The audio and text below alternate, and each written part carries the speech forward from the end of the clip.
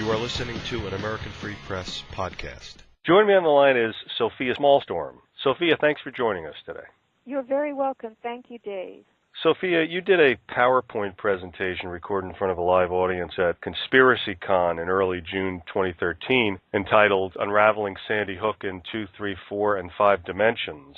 I want to get into that in great detail in a moment, but before we do, for the benefit of the listeners, can you give them a little bit of background about who you are? Yeah, I came into alternative research by way of 9/11, and then I moved into the chemtrails arena because I was noticing them, and I've given talks and made a documentary. One was a full documentary, 9/11 Mysteries, and the other one have been shorter talks and presentations, mostly due to invitations extended to me to come to a conference and speak. So the better known of the talks on chemtrails is From Chemtrails to Pseudo-Life Part 1, subtitled The Dark Agenda of Synthetic Biology, and that is on YouTube in its entirety on YouTube as well as in fragments. Many people have taken bits and pieces of it and reposted those. And then the second talk, which is actually kind of more startling than the first, has not gotten the same attention, unfortunately, but that is called From Chemtrails to Pseudo-Life Part 2, and the subtitle is Living in the Manhattan Project. It's very interesting. I recommend that everybody make some effort to watch that talk because we are in the Manhattan Project right now. It never was shut down. It is an ongoing thing. So the third talk that I gave that seems to have gone viral faster than the other two is this Unraveling Sandy Hook. And I was invited to speak at ConspiracyCon about Sandy Hook, which was kind of a surprise because I hadn't really done formal posting on it to any great extent. But I was on to something that other people hadn't managed to discover about Sandy Hook and similar events. So that is really the crux of this PowerPoint that I gave. That is the relationship also to, you could call it, the Manhattan Project and the wireless world, the smart grid. That's really what this talk was about. That was out in California, right? The ConCon? Yes. Very interesting. I have to watch those videos. I've watched, obviously, Unraveling Sandy Hook in its entirety, 1 hour, 32 minutes, and 12 seconds, but the other ones I have to watch. Prior to the interview, you summed it up that what happened at Sandy Hook was some kind of an exercise, right? Most likely, Dave, because when you try comparing the reported facts to the real world, the world of physics, even the world of perception, there are too many things wrong. And the only explanation left for all of those anomalies, not just dozens, but hundreds, the very peculiar percipient witness testimony, the very strange, even the experts reporting on what they did, like the coroner. And this is not a local coroner, as some people have mistakenly assumed, H. Wayne Carver. He's the chief medical examiner of the state of Connecticut. So very high-level officials gave very poor accounts of what they were supposed to have done. And by poor, I mean extremely weak, vague, lacking in particulars that you would have had this been a massacre as the news described. So you have to then start thinking outside of the box. And it was through some research I had been doing with another very amazing woman on the wireless world and radiation. This is an extension of radiation biology, which is what that second talk that I mentioned to you, Living in the Manhattan Project, was about. And this other woman, her name is Jenny Lake, she discovered that the Department of Homeland Security conducted what were called capstone events, and this was part of the Integrated Public Alert and Warning System, the IPAWS program. And when she shared that with me, it just hit me like a ton of bricks, and I started applying all of that to Sandy Hook, and then Sandy Hook began to make sense. Who was running the exercise? What agency? It's the DHS, Department of Homeland Security, the FEMA exercise. But they are called capstone events, integrated capstone events, and I explain this in the presentation. And there are some people who have told me they've watched the Sandy Hook presentation that I gave several times, and I think it's good to watch that more than once because you will have a better thinking in of the information, and it'll start organizing itself in your head. There's so much information in these talks, and there's outtakes on the PowerPoint slide, and then there are things that I'm saying. But this is a very layered and very complex design that we're talking about, these kinds of capstone events. So you have to put your effort and energy into understanding them through the lenses that I give you. I titled the talk, Unraveling Sandy Hook in 2, 3, 4, and 5 Dimensions. And I use one of my own sort of constructs of dimensions. I refer to the two-dimensional world as the flat world of television and printed media. And the things we got from that two-dimensional world did not make sense in the normal world of 3 dimensions, where the laws of physics apply. And then there's the 4th dimension, which is your own perception of something as you hear about it or as it goes down. And when your perception tells you something, it doesn't work. And the laws of physics of the 3rd dimension tell you that doesn't work. Or the protocols of the real world are not being met or adhered to when you are listening to the 2nd dimensional report. You have to say something's wrong here. And in Sandy Hook, it was wrong hundreds and hundreds and hundreds and hundreds and hundreds of times.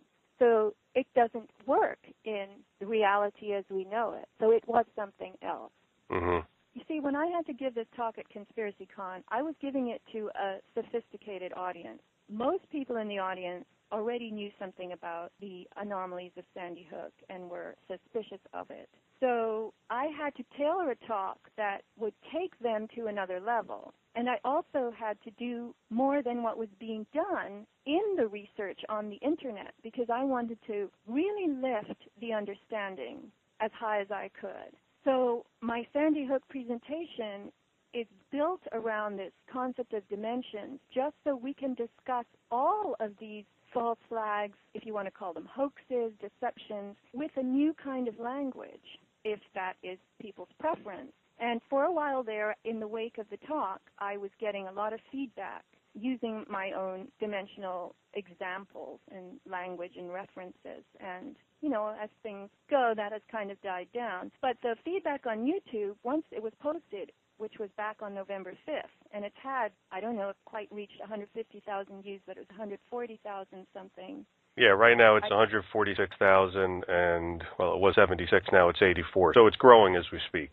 Yeah, and there's another person who's posted it in its entirety, so that one had 11,000 when I was last there. But anyway, it's getting some traction, and I'm glad of that. And many of the comments reflect this interest in the dimension terminology, but that was just another tool that I brought to it.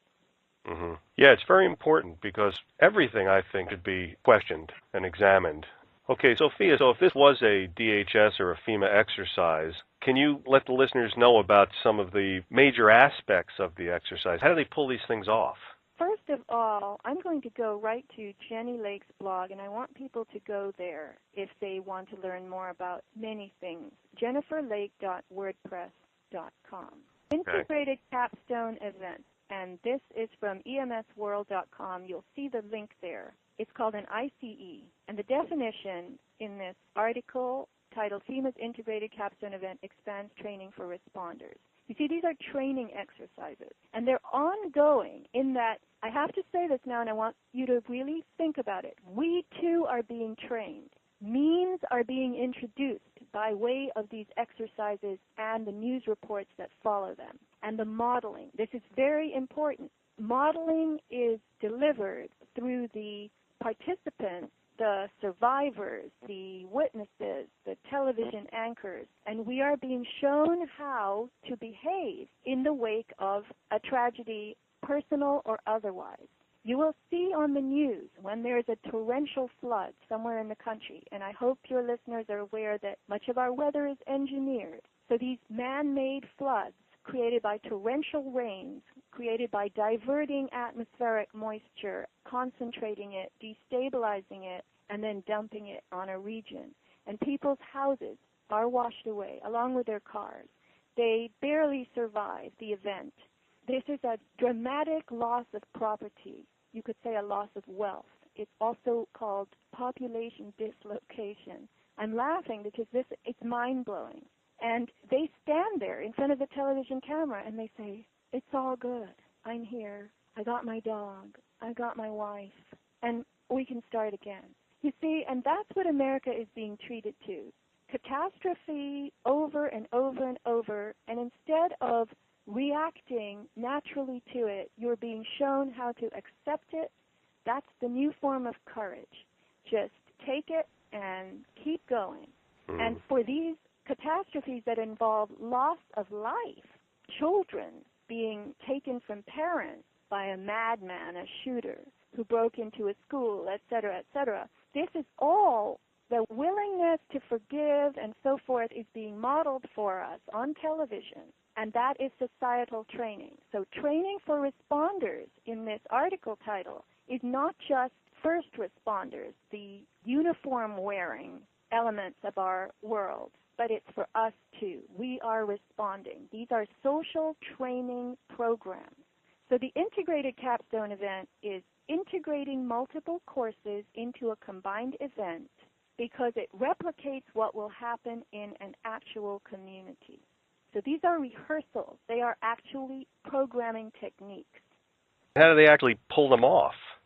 The way that they could have created this. Now, you are asking me as though I should know, as though I'm part of FEMA, right? I'm going to read to you from Jenny Lake's blog. The IPAWS, which stands for Integrated Public Alert and Warning System. Now, I want you to think about what that means. Integrated Public Alert and Warning System. That includes robocalls. It includes notifications by media. It includes notifications to media. This is a network. And much of that network, all of it, the planned formation of it is wireless. This is not through the old-fashioned phone line. They want us to sign up to the Smart 911 system, whereby all of our personal information is collected, along with personal information, contact information for those in our immediate circle, family, friends, children, etc. So when something happens in the community, the Smart 911 system alerts everyone on their cell phones. This is what happened in Sandy Hook. So I'm going to read from Jenny Lake's blog. The IPAWS mass notification system required national technical compliance enforced through the FCC by June of 2012. In August 2012, it began testing its geo-targeting capabilities in a program called Reaching the Whole Community. Newtown Sandy Hook prepared for its role in future drilling by hosting Homeland Security Training, HSEEP, at the Riverside Road Firehouse on September 22nd. This is a quote, "This blended approach will give participants hands-on experience that readily translates to real-world exercise skills. Activities include creating exercise documentation, conducting exercise planning conferences and briefings, and practicing exercise evaluation. Additionally, the HSEEP training course will briefly cover other DHS initiatives."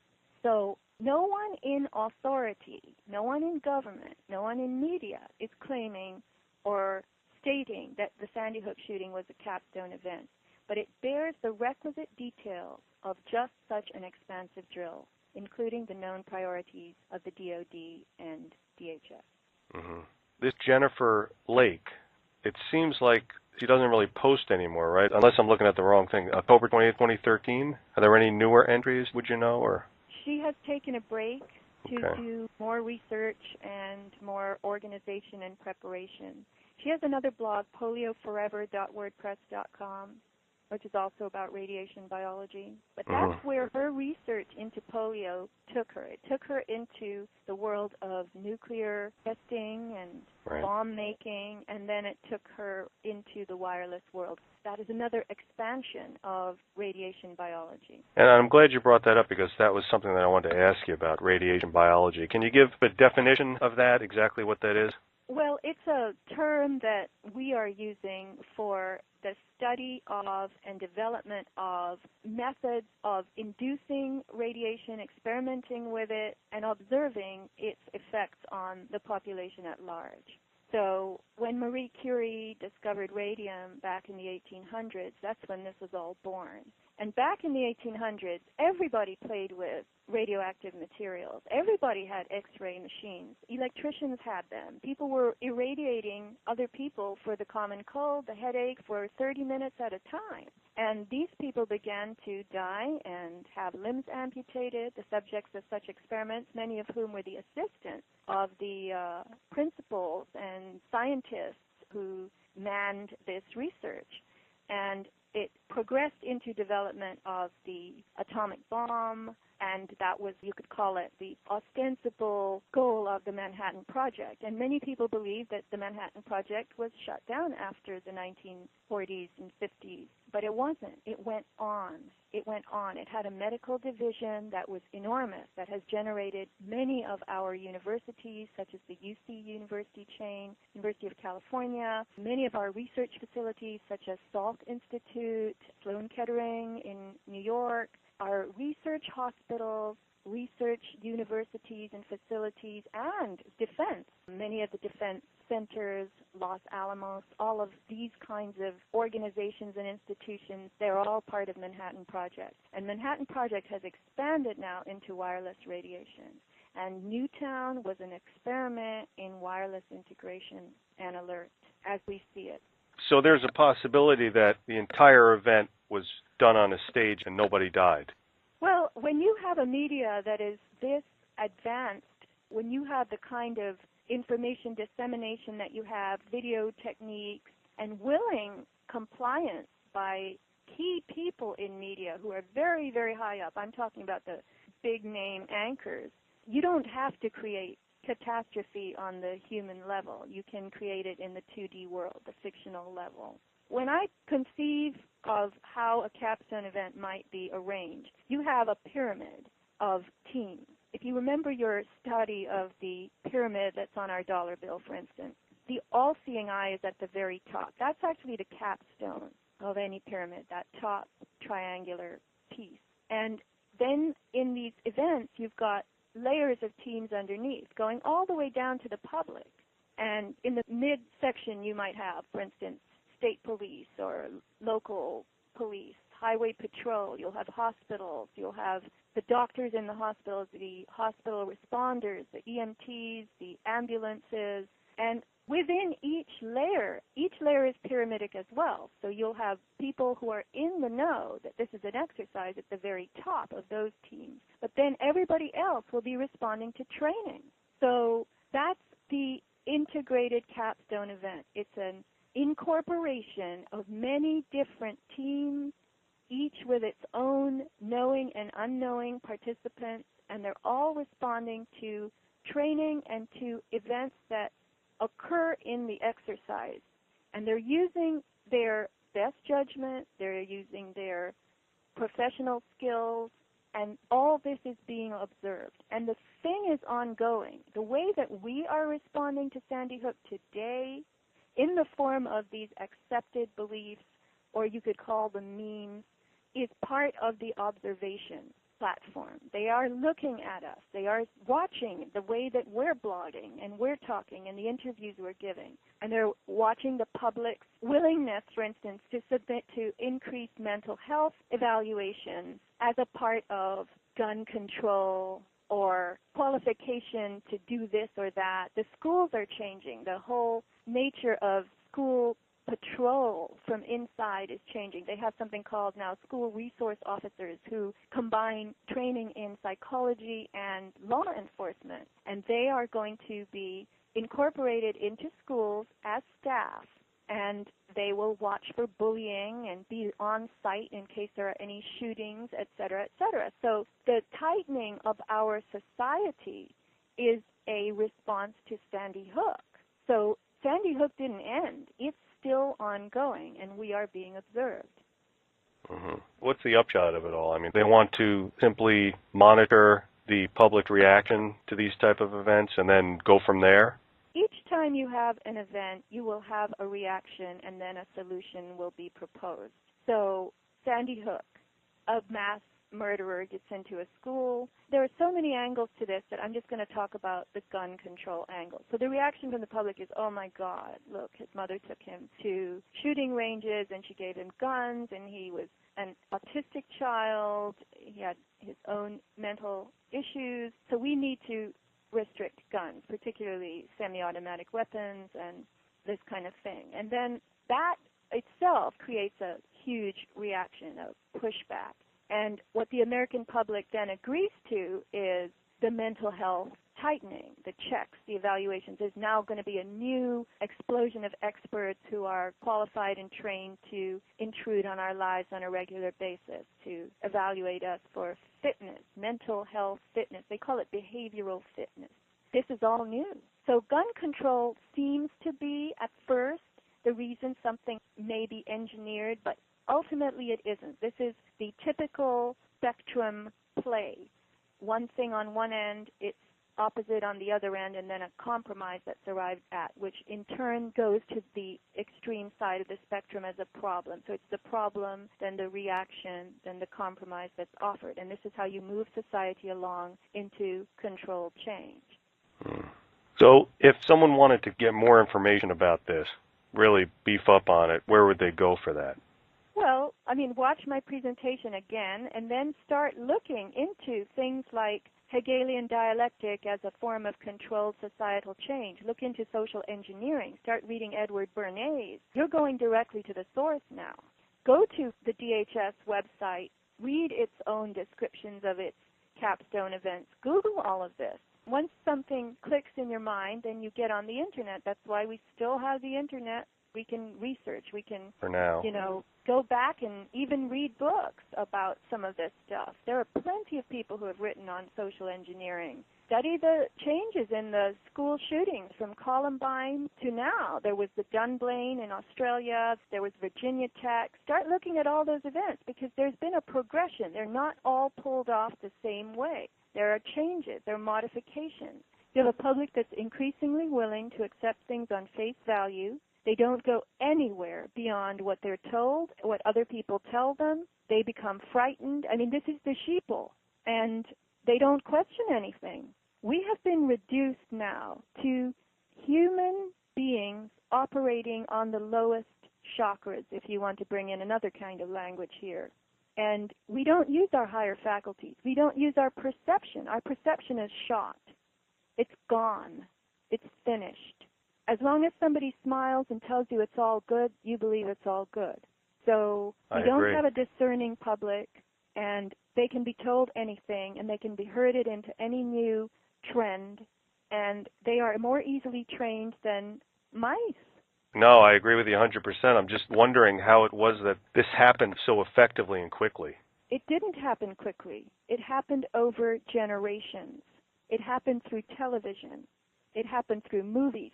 They gave us films with superstars, people who were bigger than life. And I give an example of this in my presentation. When you are in the theater and you are watching somebody on the screen and you can see their nose hairs, that is a much larger than life experience than anything.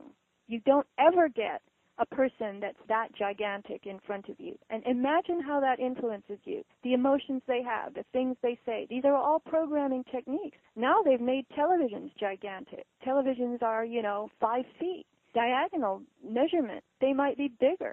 Yeah, I don't know. I don't watch TV, but yeah. All of this is a very effective way to impress on, you could call it the subconscious mind, but on that trainable being, the trends, the memes, the beliefs, the material that is being prepared for us.